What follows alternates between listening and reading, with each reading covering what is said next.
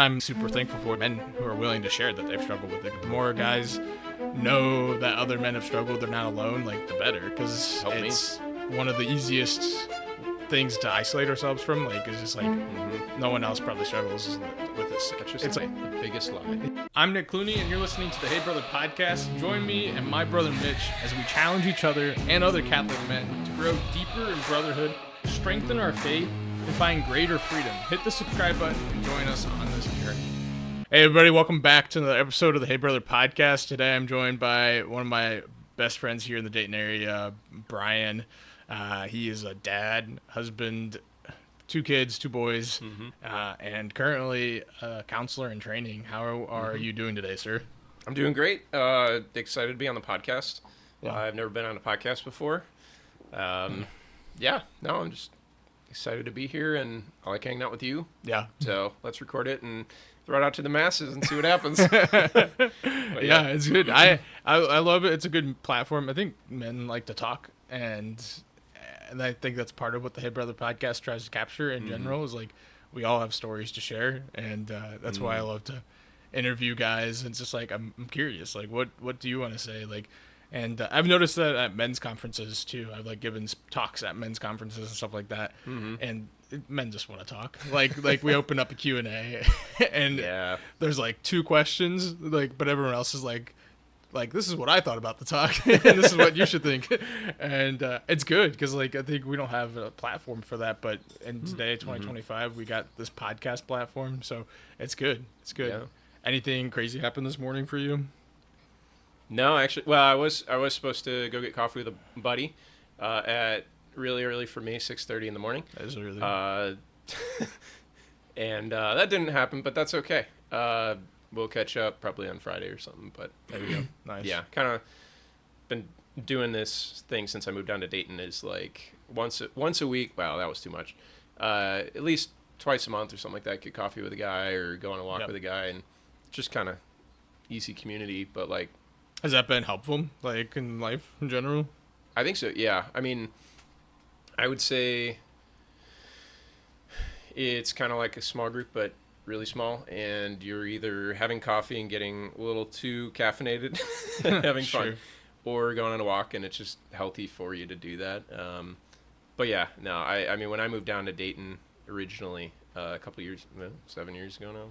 Isn't that wild? Yeah, I know. I can't believe it's flies. already been 7 years, and it's only been 7 years. But yeah. Got coffee like every week with a buddy, Jacob, and we just like He was on the podcast. What's that? He was on the podcast. Oh, no way! Yeah. Awesome. One of the early episodes. Yeah, he's good. He's good Yeah. people. So we've been doing that, but That's awesome. That's awesome. Yeah, I think it's vital. I mean, to a men's life to have good community. And, but like maybe we can slow down because I know your story pretty well. I want guys who are listening to this episode to get to know Brian a little bit. Can you tell me like just some backstory about who you are as a man? One of the questions I like to ask guys, like, what are they passionate about? But sometimes we start with the story and get to the passion. Sometimes we start with the passion and get to the story. But okay.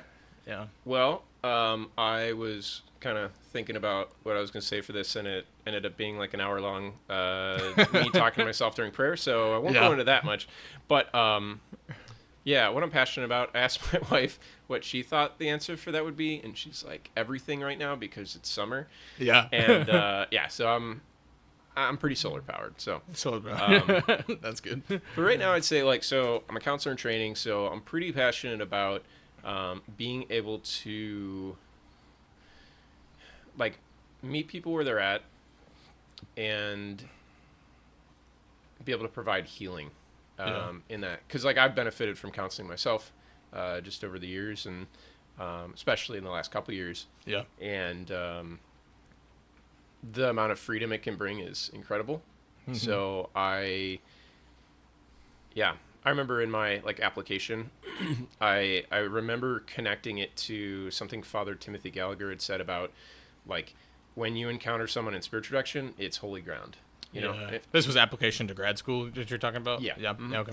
Yeah, and I think it's really fitting because today actually the readings were about the burning bush and Moses going in, to the burning bush, taking his sandals off, approaching because it's holy ground. Like, and that's I think what what a counselor definitely needs to be able to do is encounter people in a very tender way, recognizing that they're humans and that they are, yeah, not just a diagnosis or something like that. But yeah, I'm excited about that. So. Can you imagine like just taking your shoes off anytime somebody comes into your office? I see you are here. Okay, I'm gonna take my shoes off. Especially you got stinky feet. And take off the socks slowly. Yeah. Like, this is holy ground. Bro, I'm not coming back to you. You're weird. You're weird.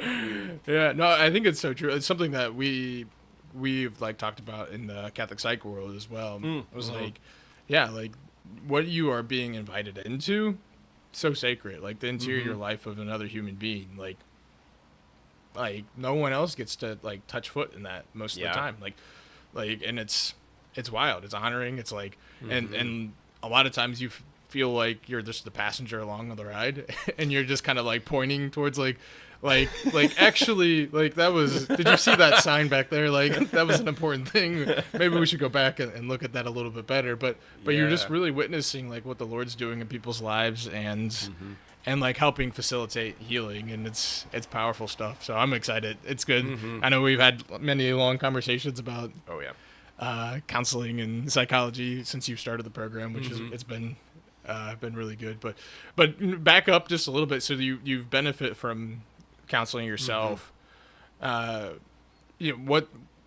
What's that been like? Where's your story begin? And like, is it like something that has been prevalent like your whole life that you've noticed like there's a need for counseling, or is there backstory to that, or is life like?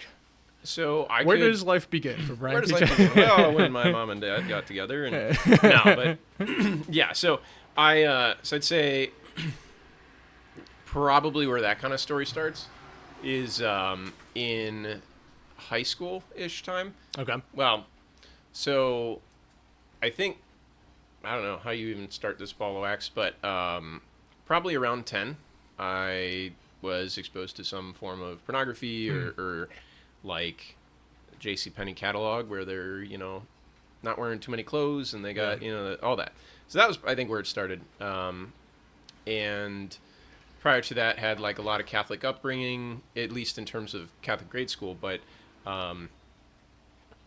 so got exposed to some form of pornography that kind of kept it going over the years. And so I struggled with that for, 32 now. Yeah, over 2 decades, which sounds crazy. I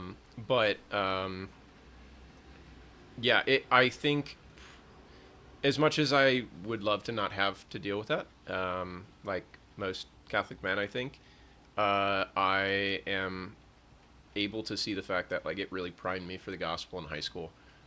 Interesting. Yeah, so I got involved. Connect me into that, because that's that's a wild primer. It's like, what's that? It's a wild primer for the gospel. It's like, I struggled with porn. It prepped me for high school. It's like, it did. When we think about prepping for the gospel, we think of like CCD classes or OCIA or what did they call like religious? OCIA now. What do they call religious ed classes in Clevelantis? Clevelantis. I love that. Oh my gosh, it's a new one. The land. It's from Fairly Odd Parents. I don't know if you watch. No way. Yeah, the lost city of Clevelantis, but. I love it. I'm from Cleveland originally, so. I don't know if that was information you want disclosed or not. That I'm from Cleveland originally. Given. I like it. Given Cleveland is the way that it is. I love everything about Cleveland. For the most part, except the gray. Although today's gray a little bit, but it is. Yeah, I don't love the gray. There's things I don't like about how Browns are managed, but I like the Browns. We'll probably have to cut that. Yeah. Yeah. Now that I live in Dayton, I can't. I still like the Browns. I don't care. Yeah, I think there's probably more Browns backers in Dayton than Bengals backers, probably. Unfortunately. Yeah. Anyway, the porn being a primer for the gospel, which is a wild thing to say, but it is. I understand it, but like other people might not. Because it made me aware of my need. It got me in touch with the fact that I just like couldn't stop, and I hated it, and I didn't like I didn't really have any awareness of, I don't know, you just kind of know it's not good, There's just a reason. You're hiding. You're whatever. You're only doing it when you're... Yeah. So, but in high school, I think my mom suggested getting involved with this youth group, and I was like, okay, sure. I don't know. Check it out. And it's funny how, like, decisive little suggestions can be. And I think especially as parents, like, I don't know. We don't know how God's going to work with what we say. Yeah. And that's probably okay. But also, like, take comfort in the fact that, like, he's going to direct your children. I mean, I got a 4-year-old, so I mean, you know, I don't have my high schoolers, but he'll direct my boys. But yeah, that's like a whole topic unto itself. Like trusting the Lord's gonna direct our kids. Yeah, because like after a certain age, you're like, yeah, you have influence, but you don't really have control. Yeah, and that's okay. But yeah, so got involved with the youth group, loved it. I ended up, I don't know the chronology, but at some point was on a retreat. And just the good news of the gospel was proclaimed to me about it's not about being perfect. It is about encountering this good God who loves you more than you can even ever love yourself, especially if, you know, you're caught in that cycle as a 10, 12, 13-year-old, like, where you're just beating yourself up. You don't have any context for anything. Yeah. I mean, you kind of do, but so I just was struggling with pornography, didn't have any I think my parents had caught me at one point, and it was kind of like a yeah, don't do that. But it was the most awkward thing ever, and we never talked about it again. Which I don't know. I'm not gonna blame my parents. Yeah. I don't think that maybe it was the best way to handle it, but like it's awkward, and you know, it's the 90s. Nobody, you know, the internet's new. I don't know. Newish.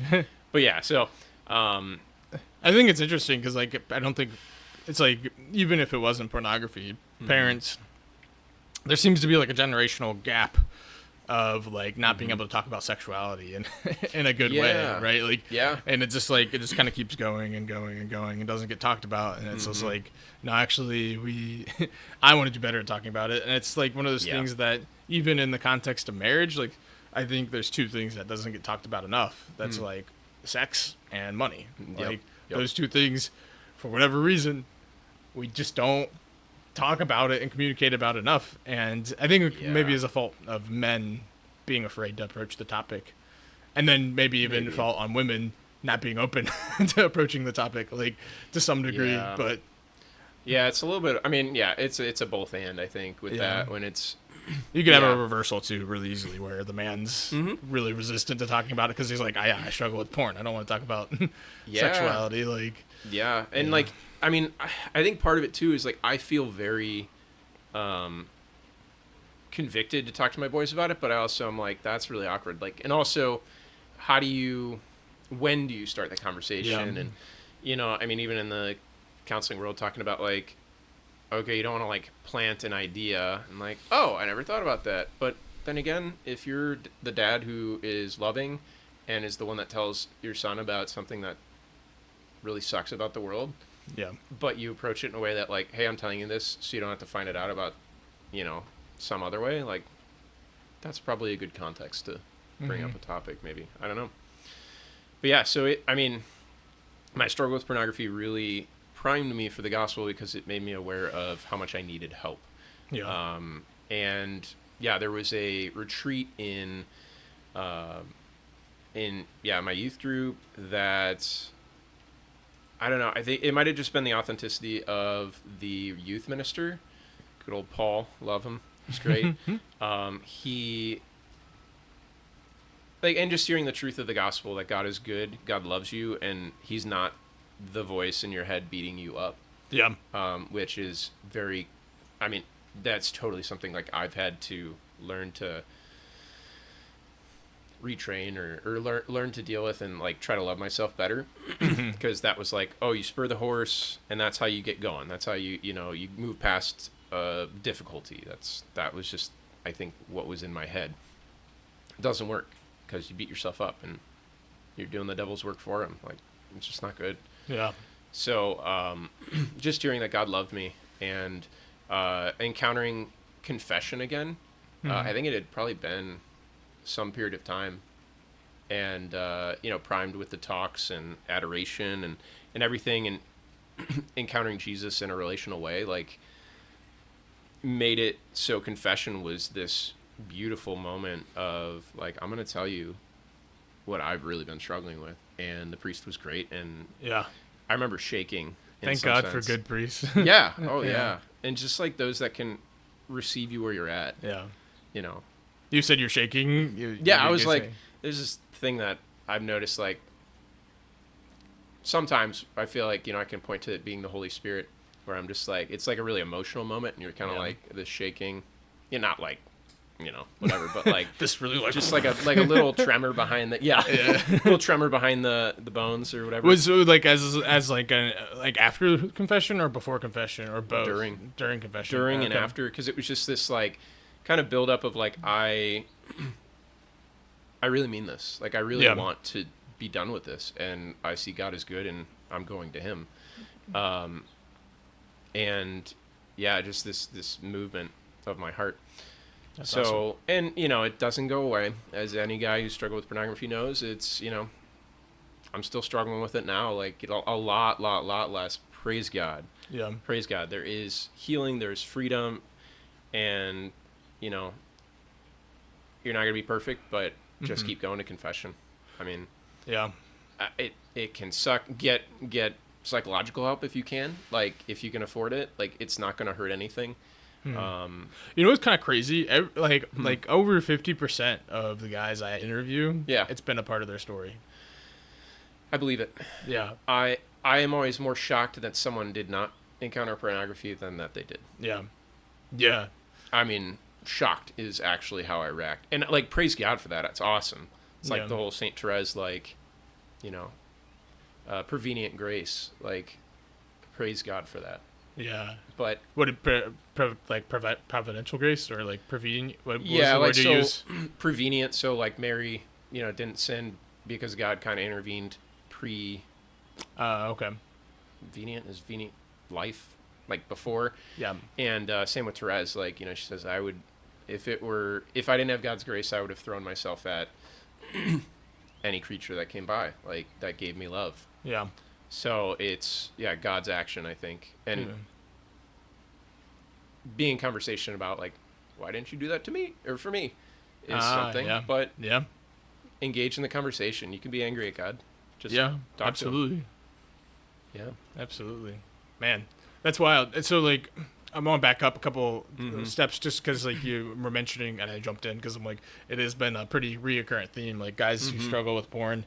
Yeah. And and what I'm like super thankful for is like men who are willing to share that they've struggled with it, because it's like the more guys know that other men have struggled, they're not alone, like the better, because it's one of the easiest things to isolate ourselves from, like, is just like no one else probably struggles with this, and then like it's like, well, maybe the biggest lie. Yeah, and it's like even it can get even more like I don't know if grotesque is the right word, but like insidious. So it's like, okay, even if they do struggle, they don't struggle as bad as I do, right? Like, it's like, well, no, like guys all struggle, like to and yes, to varying degrees, but like it's still the same struggle. It's still like like the devil tempting us with lust, oftentimes because we're trying to cope with wounds. And you mentioned like psychological help. Yeah, how's that been?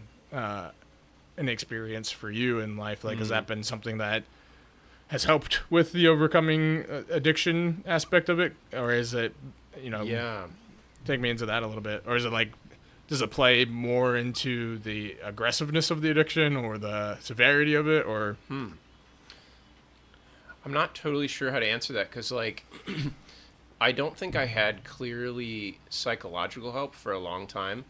I had mostly like spiritual, which is great. Good priests that do know psychology, sharing like how to help. Yeah. Awareness and knowing that you're not the only person was huge. Because it normalizes it, not in like a, oh yeah, it's fine, everybody does it kind of way, but like like a lot of people struggle with it, so you're not alone. You're not the scum of the earth because you struggle with something that makes you feel gross. At least gross after anyway. But yeah, because the devil always likes to, jump on you and just like, yeah, you're the worst. Double sin. That's not true. Yeah. So, but yeah, I mean, the last couple of years, I don't see a counselor currently, but like the last 3 years, saw a counselor, and shout out to that counselor if you know who he is and he's listening. Good man. Good great man. Good man. Yeah, great man. And he, I don't know exactly what he did. Sometimes like before I went into the counseling world, it kind of just felt like we talk and somehow things get better, and I don't know why. Yeah. But now I kind of see behind the curtain a little bit, like, well, there was guiding, there was, movement, coaching, all that involved. And, I think it kind of came down to just like learning to love myself better in like a more, deep way, and having someone that's trained to like know how to get there. Yeah. Cause it can take, it's hard to do it yourself. Like, I think it sort of fits with what I think it's Saint Teresa of Avila says, like the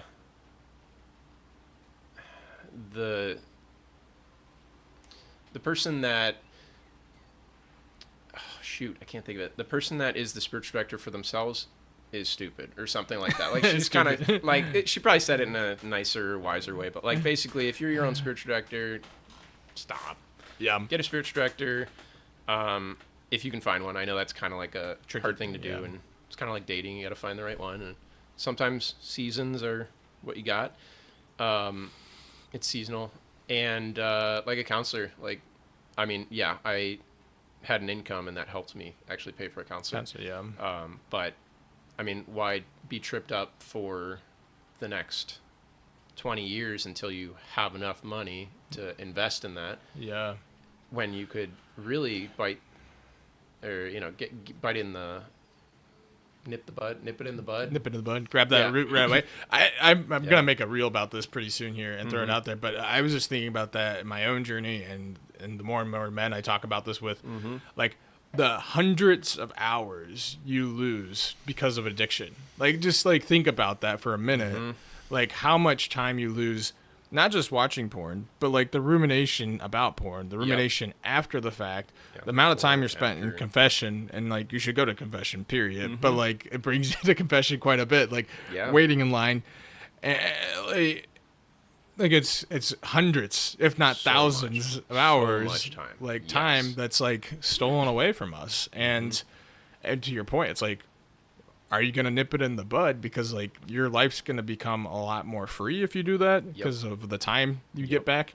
But then also like because of the healing, like, cause it's always something that like, there's like a deeper root there that like you don't know, like in your experience, like, you don't know what it was that was happening in counseling, but something was happening. Yeah. Kind of just felt like, I don't know. I wouldn't say magic, cause I know, And that's like the thing with like, so like even my experience of like receiving from the Catholic Psych program where it was like, it hit like month 3 or 4, and I'm like, whoa, like I'm a different man. Like, what happened? It's like it's like a lot of the work happens under the hood when you're in like a relationship like that, and then when you have eyes to see, you can start to like pick it apart and be like, oh, okay, like I can follow a little bit. But it is something that's profoundly life changing when you like pursue that, and to your point too, like, and I think I talked about this with interview a couple weeks ago with Peter, and like what was it, the idea of struggling with lust versus struggling with addiction. I think there's something we can like, and maybe it's nuanced to like start to separate the two, but it's like I think there is a difference, like where you can probably with good certainty say like, I'm pretty free from this compulsion, right? I'm pretty free from this compulsive behavior that once used to like take a lot of time in my life and like a lot of my freedom, and now I'm free of it. I'm not free from lust. like lust still comes up, and like that's where it like switches from like a psychological woundedness to like a spiritual like progression, right? Because it's like you should be free from lust at some point, but like we're talking about like some upper echelon of like like healing, spiritual healing. Like getting spiritually free, I should be free of lust as much as I should be free of like pride or getting that next cookie, right? like so good. Yeah, right. And so it's just like I'm thankful for you, like for sharing that story and like your struggle with addiction Thanks, man. here, and like any man who comes in and into the Hey Brother podcast and like talks about it, because it's important men know that they're not alone and that Yeah. there is help out there, there is healing out there, like Yeah. to be sought after. So thank you for sharing that. Look, take me like, so that was like high school conversion point. Like, all right, Brian is now for the Lord. Got them tingles, which is probably not the best way to put it. But you had this moment, this encounter with the Lord, and that like prompted you to do what with life after that? Well, I also do want to throw a plug for there was software that I used that helped a lot with pornography. Clean browsing, you can basically shut off everything. Yeah. Like everything. Like Yeah. there's a way. And there's a fair bit of customizability on Yes. it as well. Yeah. Yeah, there's ways you can do it. Some software is really easy to get around if you're addicted to pornography. Just throwing it out there. But Yep. maybe I shouldn't say that. But like it just guys know. Oh yeah. But yeah, so that retreat, and then I ended up going on, and I don't know the chronology, but I remember, I think it was between my sophomore and junior year, which feels like no time at all. But like, I went to an Appalachia service project with a bunch of like the guys and gals that I met through and started to get to know through youth group, and that was excellent. I don't know how much we helped the family other than just like we had a lot of enthusiasm. I'll say that. True. But the guy clearly knew how to woodwork and build a deck way better than we did. Yeah. But we went there and there was like a week break. Okay. And then the next week we went to Steubenville, a Steubenville youth conference, and high emotions, all that, like just very good because I saw a lot of people my age open to the Lord. Yeah. And that was what did it. That really cemented. I mean, I don't think I wasn't super involved in my high school with like sports, like tried out for basketball. Yeah, I'm not good enough. I didn't end up doing football because my parents didn't really want me to, but You didn't do football, or did do? I didn't. Yeah. I mean, I kind of would have liked to, but Yeah. that's fine. And so yeah, I was like pretty much at every youth group event ever. I was like that kid. Yeah. That, Nice. like to believe I wasn't that weird, but I was probably weird. Yeah. I was okay. It's fine. And yeah, so I was just when I was at Steubenville, it's just I remember this moment. You know, it was a combination of the adoration they do, where it's like super intense, music and all that, but like I feel like I was gifted with this awareness of the grandiosity of God. That's a word I'd probably never used before. Yeah. But just like how big God was. Yeah. And how he was like looking at me, like specifically looking at me and loved me. And that was kind of the moment it changed, I think, even more. Like it deepened that already, you know, primed ground Yeah. of Catholic grade school, which I would have discounted until after high school, realizing that really set a lot of the groundwork, and then youth group. And so I just was the youth group kid for all of the rest of the time. Loved it. It was great. Love my youth minister. Love all the guys and gals I'm still friends with, and they're all in Cleveland, so I don't see them as much, but Sure. That's peeps. awesome. And then from Ohio State, jumped from high school. I was thinking about the seminary. Okay. I was gonna ask that. I knew seminary was a part of the story. Yeah. Not a small part of the story. No, yeah. So I ended up checking out. I ended up discerning like the idea of going to seminary, which is a funny thing. But Discerning about discerning. discerning about discerning. Should I do it? Maybe let me thinking about doing it. Yeah. I know that now. But yeah, it felt like a big thing, and I didn't really talk to my parents about it because my mom did a lot of the faith formation, but I didn't know how much the faith was a personal relationship. Yeah. And my dad just wasn't really interested in the church. Great, awesome man. I want him to know Jesus. Yeah. And like, because he's a great man, and I just want him to be greater. And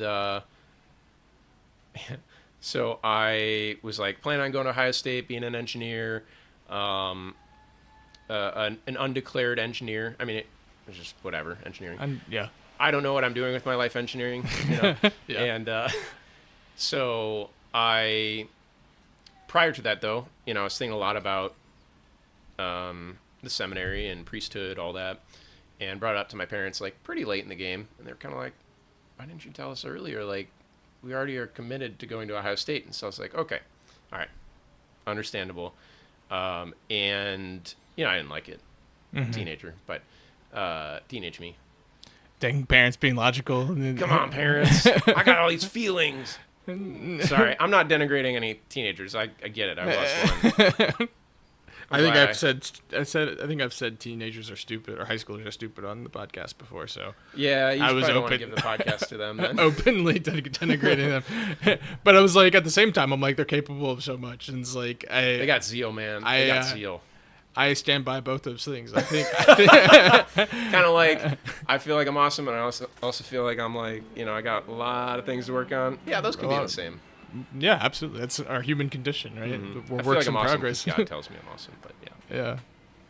But yeah, so you did a year at OSU. Yeah, and then basically my parents were like, "All right, do a year at Ohio State, and then like reevaluate." And I think they were kind of hoping that would be the end of it. And you get into trouble going to college, and you're basically like a high schooler going and drinking before you're 21, and whatever. Not great, but that's where I was. Mm-hmm. And I was aware of like the Newman Center. I think I went to Mass on Sundays. Did I? I think I mostly went to Mass on Sundays, which is good. It's great. And then kind of after sort of a rough first quarter, because they were quarters at the time, spiritually anyway, rough spiritually, I ended up getting involved with this group called St. Paul's Outreach, and that was awesome. Just a bunch of really authentic dudes who loved the Lord and wanted to live together and pretty much just throw down all the time for fun. Yeah. That's awesome. And that really, like, shout out St. Paul's Outreach, big part of my story, even though it was only a year, or less than a year, really. And then summer after that first year at Ohio State, I was talking to the spiritual director that I had, vocation director, that I had talked to previously in high school. And he, I was telling him, like, hey, I'm going to be living in this community with all these guys. We're going to be doing mission together. We're going to be eating meals together. And it's just a lot of fun. And, in my head, I'm saying, like, leave me alone. I'm doing great things. Like, I don't need to go to seminary. Yeah. And, I'm saying, like, going to hang out with all these guys and do all this stuff. And he's like, sounds like a seminary. And I laughed really uncomfortably because, he's right. He was right. Yeah. So seminary was not what I expected, which is both good. Well, it's just good. It's just good. It was hard. There were hard things about it. Yeah. Guys that are completely different. I mean, that wasn't the only thing that got me to seminary. It was a lot of little things, but that was like one of those turning points that I actually prayed with, and it's like, oh, yeah, maybe I should do that. Yeah, it's interesting. I've had like 2 or 3 priests on the podcast earlier episodes back in season 1 where they talked about the seminary experience, and it's good. Okay, cool. It's good. Cool. Yeah. Because it's. I mean, I think they articulated something similar where it's. There's a lot of challenge. There's a lot of good things. So. And I think it really prepared me well for, spoiler alert, being married. I think I already said that, but yeah. Yeah. But like, it prepared me really well for marriage. I knew that going to seminary for 1 year was not going to mess with anything. It'd put me behind, but that's not a thing.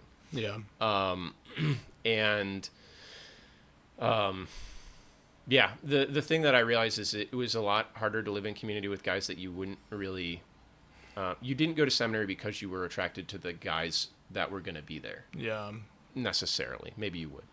But yeah, very different style of spirituality and ways that the guys would act and everything. Like, good guys just we're all immature at that point, Sure. and we're all trying to grow in holiness. And some of the guys that I struggle the most with are like really some of the best quality men that I've met ever.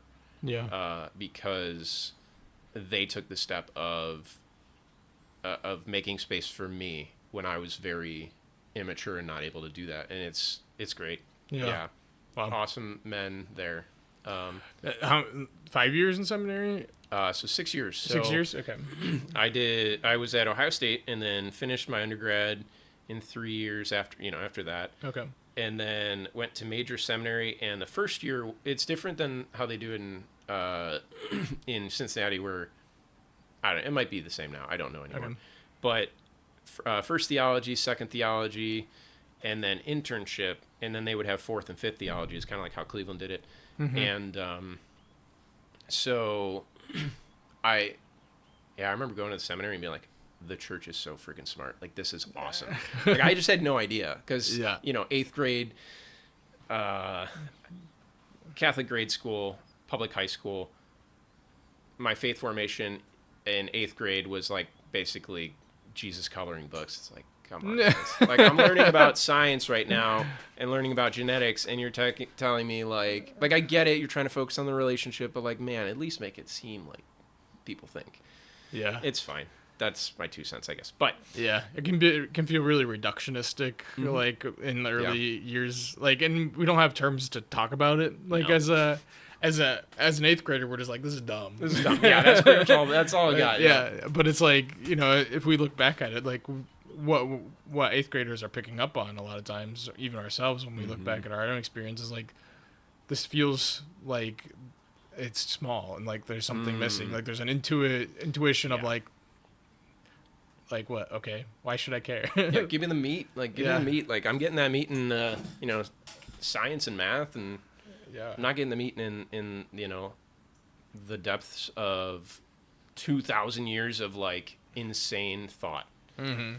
Like, it's pretty deep. Like, the philosophy I loved. I loved the philosophy. Gave me a great basis for approaching theology and, like, going to sources. Or what is it? Primary sources. Primary sources, awesome. Yeah. Super great schooling.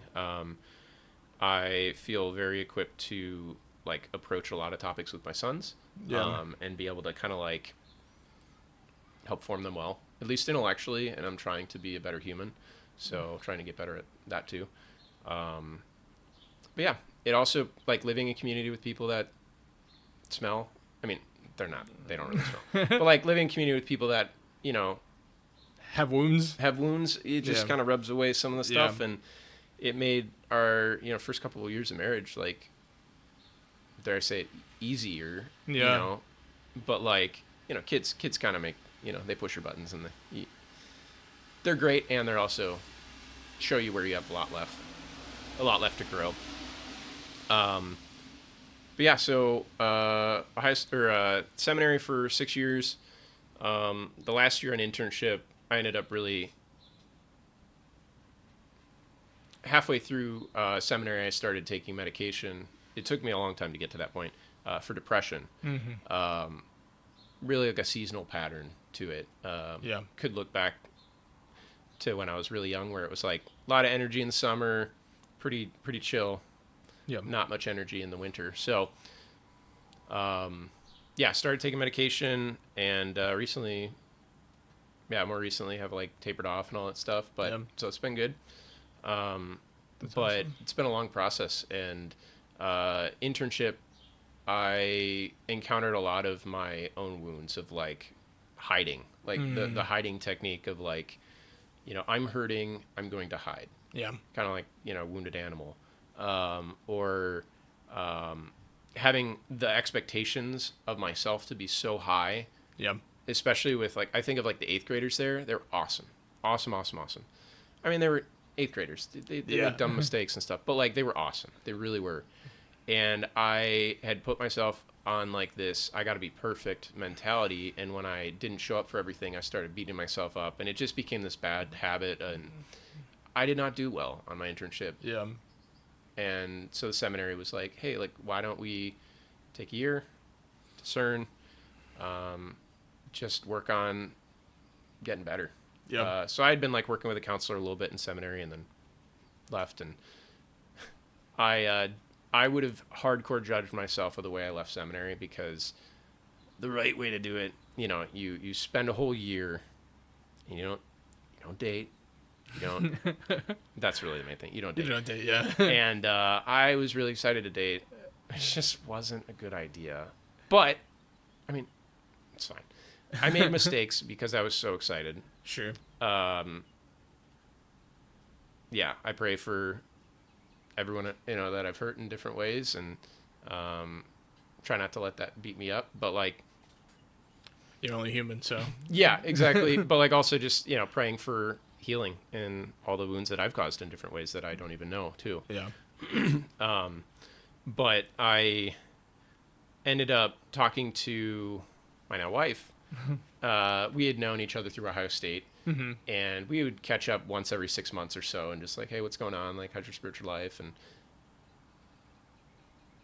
yeah, I mean, like, I think we were good about it. She probably was it, if you're in seminary, you probably should only hang out with women that love your vocation more than you do, or more than they like you. Sure. And she was one of those people. So I ended up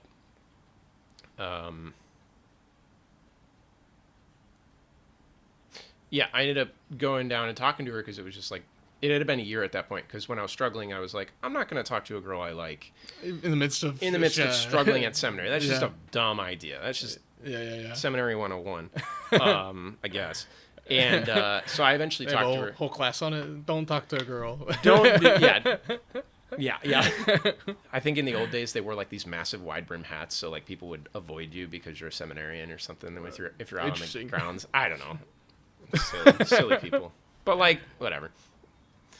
Yeah. So I ended up. I was talking to her. She was actually telling me about how, I had no intentions of anything. I was just like going to talk to her. Gonna wait a year, and then I talked to her, and she was telling me about how she had gone on dates with people, and that's where I stopped listening, and I was just panic mode. I was like, she's starting to date people. This is horrible. No, can't let that happen. But she was telling me like, yeah, they didn't work out. They were real. It just sucked. She didn't enjoy it, and so she was thinking about consecrated life, and I don't remember the verbiage. Miscommunication is like a grace-filled way that God has worked in my life, especially with my wife. We're just very different people, but like we both love Jesus, and that's what attracted us to each other. Yeah. And it's so good. I'm so grateful for the fact that she's different from me, and also it drives me nuts at times. But yeah, that's just marriage. So I basically thought I was really clear of like, hey, like, yeah, go ahead, do, I mean, I don't have to tell her she can do it, but awesome. Keep going with the consecrated life. Just let me know if your desires change, is kind of like how I said it. I thought I was being really clear and objective, but really that's just saying like, hey, I want to date you. Like, just let me know when you're done with that thing. It's like, Brian, come on, man. But like, so she ended up texting me or calling me the week after. I'm like, hey, did you mean what you said? I was like, I was trying to remember what I said. No, yeah. I was like, yeah, I do. Yeah, I do mean what I said. And so after that phone call, we were like, let's do it. Let's try it out. So hardcore way to judge myself, 2 weeks after leaving seminary, I was dating a great girl. So when you talk about people that may have been hurt, like other seminarians and stuff like that, or like other... No, just like being too excited about dating, and making mistakes with women. Like not in like horrible ways, but just like definitely not being emotionally chaste. Okay. Like knowing that I was going to leave seminary in, the couple months span after. Gotcha. Like, because this was during seminary, I was like, oh, I'm leaving, so I'm already checked out. It was kind of the mentality, and that just wasn't healthy. Yeah. Because I'm not in a position to actually make any real moves. Yeah. Like, to say I want to date you. Like, yeah. So it was very irresponsible of me. And, that makes sense. And... I'm not going to beat myself up about it, but it was just not responsible. It was not good. Yeah. So I pray for women. Absolutely. That I've hurt in my life, because it's just, it's over the course of time you hurt people, and you got to pray for them. Yeah, I appreciate your humility and looking at that and sharing that, because it's like it's hard to look at areas in life where it's like, yeah, I kind of screwed up there, but being willing to own up to it's like a really manly thing, and then like to be able to pray about it too, I think is good. I don't know if manly is the right word to say it, but it's Thank like, you. I'll take it. It's a heroic thing, I think. I'll take it. Yeah. It's always the balance of not wanting to beat the crap out of myself, because the devil likes to like be like, hey, you were bad in this time. It's like, yeah, I know I was. Yeah. I was. But Jesus is bigger than that. Yeah, and there's a level of humility in that too. It's like we're like, I think we try to give ourselves too much credit when we beat the crap out of ourselves. Like we set ourselves on a pedestal that we do not belong. Yeah. Like it's not humble to beat the crap out of yourself. We're capable of so little. like, and I try to remind myself of that every day when I end my prayer. Yeah. And sometimes I mean it, sometimes I don't, and I'm just sleepy, and I guess it's time to start the day. But it's like I've been reading a lot of Philip Neri recently, and he's like, the half beard, been growing in my heart quite a bit. It's like he's so good about humility. Like he's he's like the perfect, or not the perfect, but the best virtue against or to practice chastity is humility. I might have to write that down. And just like recognizing how little you're actually capable of on your own. And, on your own, yeah. And it's just like because like when you flip it and like realize like there's God, other people, like when you turn to others, man, it flips the script. You're capable of so much. That's so true. The chord, I think it's Sirach or Proverbs or Wisdom or something. Yeah, like a 3-chorded knot. Thrice knotted chord. Thrice. You got to say it with like a almost Irish accent. Thrice. I don't think that's Irish. Probably won't cut that because it's funny, but it's not funny. It's not good. I know I tend to do minimal cutting, but yeah, I think so. It's like real. where we're going with your story, I think is good. And I don't want to cut the conversation short, but I also want to cut the conversation short. I understand. I think there's more we could definitely talk about with your story and even like your experience of Brotherhood. But where I kind of land things for right now, and then maybe something we could pick up later in a different episode is like more of that Brotherhood, more of the story. Is like, what would you offer a man like listening? Like if you had to give like a 2-minute like encouragement to a man who's listening, or to a past Brian, like a younger version of yourself. That's like a good psychological exercise. That's great. Yeah. What would you like? Because this is one of my favorite questions to ask guys. Is like I was phrasing it. What would you like to work on? And like that's good. Like because I pulled guys to share a little bit from their own woundedness. And like you can even think about it from that angle. But I've moved more towards like I think there's a lot we can offer each other as men, just by reflecting on our experience. And I mean you've already shown a lot of yourself in a humble way through this like podcast, where it's just like I don't need you to talk about your your woundedness. Like I want to hear from you and your wisdom and what you would offer a past self and or men who are listening. Well, I would say like you are good. You are loved. And no matter how badly you screw up at any point in your story, even in the point of your story, you think like, oh, I should be at the point where I'm like, oh, I'm the evangelizer now. I'm totally in for Jesus. It's been years and you screw up really badly. That's not the end of the story. You are good. You are created for heaven. Your heart is good. At the core of who you are, God made you to be a saint, and that's going to be the end of the story. Yeah. Amen. Yeah, that's awesome. Thank you for being on the podcast. Thank you for your Brotherhood. Yeah, man.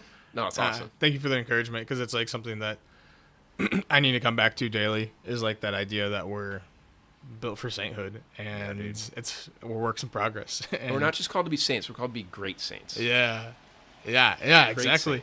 Hairy, audacious goal, right? Is that what's that? Big, hairy, audacious? Yeah. Audacious. Am I saying the word right? Something like that, yeah. Yeah. Hairy, audacious, audacious. Something to that effect. You just got to say it in the way that Bill and Ted's Excellent Adventure would say, like, audacious, man. Like, yeah. Something like that. But I love that encouragement, because it's like, it's just an affirmation of who we are. And I think we need that more than we acknowledge as men. Like just continued affirmation of who God's made us to be.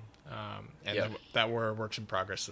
Like, it's not a one or the other. It's a both and. So thank you for being on the podcast. Thank you for all the men who are listening. If you guys want to learn more about what I do in mentorship with men, helping them become who God's created them to be, helping men strive for greater freedom, and particularly the topic of pornography, I offer a special discount code. Not discount code, a discount, because it's part of my history, and it's like I said earlier in the podcast, it's something that not every man, but a good chunk of men come on have talked about. So if you're interested in that, head over to craftformore.com. Leave comments below on what stood out to you from Brian's story and from him being on the Hey Brother podcast this episode.